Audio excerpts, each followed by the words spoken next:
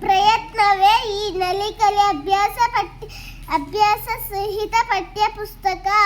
ಬುನಾದಿ ಅಕ್ಷರ ಜ್ಞಾನ ಹಾಗೂ ಭಾಷಾ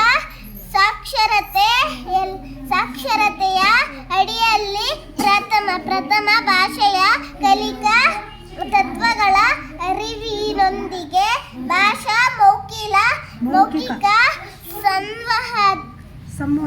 ಸಂವಹನ ಕೌಶಲ ಸಂಕೇತೀಕರಣ ನಿರರ್ಗಳ ಓದು ಗ್ರಹಿಕೆಯತ್ತ